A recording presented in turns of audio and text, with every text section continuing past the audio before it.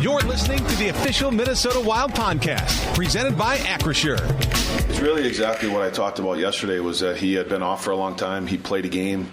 He got through the game, and, he was a little bit – he didn't feel great on Sunday, so we just didn't think it made sense to be able to put him on a plane and in less than 24 hours of playing the game to do that. So it's going to be, I think with the particular ailment that he had and has recovered from, it's something that we got to be cognizant of. Is it fair to say he won't necessarily be 100% then for the rest of the season, or how do you kind of assess that? I wouldn't say that. It's let me put it to you this way in these terms. So he was out for a long period of time. So now when he comes in with the particular injury that he has, it doesn't mean like if he wasn't ready to play, he wouldn't be playing.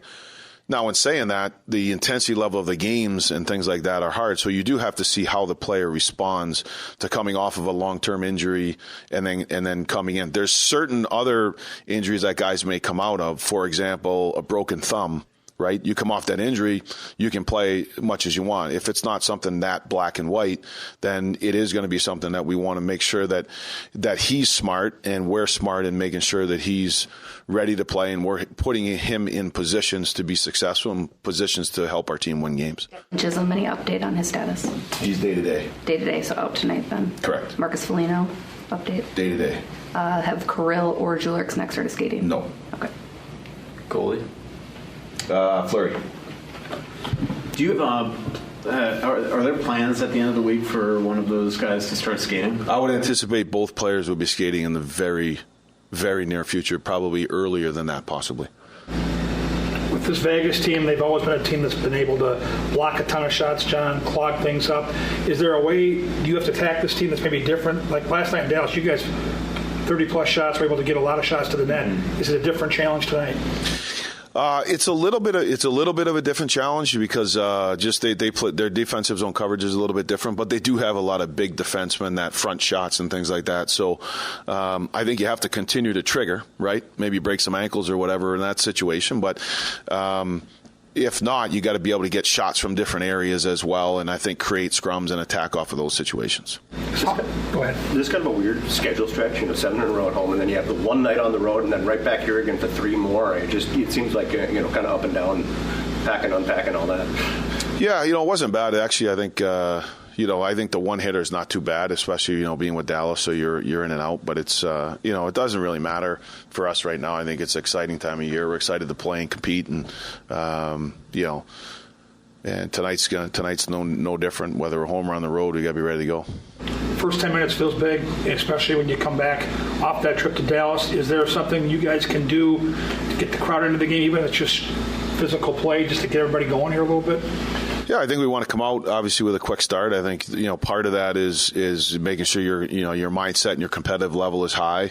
We want to make sure we're moving our feet early, and I think when we get going, our puck execution is good too, where we can play fast and get on the attack. Just one thing on it might sound stupid if they're still a ways off, but how much could a boost be just to see these guys, to see Kirill and Joel on the ice? I mean, do you think that it could just create some positive energy for a group that's been reeling? Yeah, you know what? I mean, those guys are. I think it's always exciting for them to be able to come back. If and when they do. I mean, they are both progressing very well. As I said, I would anticipate them hitting the ice here, in very short order and getting going. But then, that's always the timeline. I think for our group. I'd use a different term, reeling. We just won 3 straight, had a really good game last night and didn't win. I think we've been extremely competitive. We're playing good hockey, and we're in a tight race. So I think our group's focused on the group that's, for us, truly, it's about the group that is really ready to play. And I commend our guys. I like our mindset. Even last night, I was disappointed we didn't find a way to get some points out of the game. I thought the attention to detail we play with, the effort that we played with was there. And as long as we continue to do that, we're going to put ourselves in a good situation and give ourselves to win and get points and continue to move on. And when those guys are ready to come in and help the team, then, we'll expect them to come in at a high level and be ready to compete. I meant reeling more from just injury after injury. Oh, okay, gotcha. But a good quote either way. Yeah, I like it.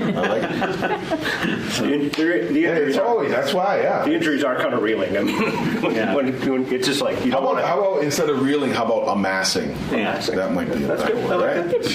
You're right here. I don't know, because Rode the bike today.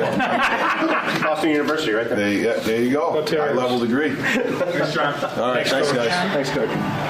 For an extraordinary advantage in sports, you need a game plan. For an extraordinary advantage everywhere else, all you need is Acrisure. With a high-tech human approach to insurance, cybersecurity, and more, Acrisure helps you take care of what you care about. That makes winning easy. See what Acrisure's extraordinary advantage can do for you at Acrisure.com.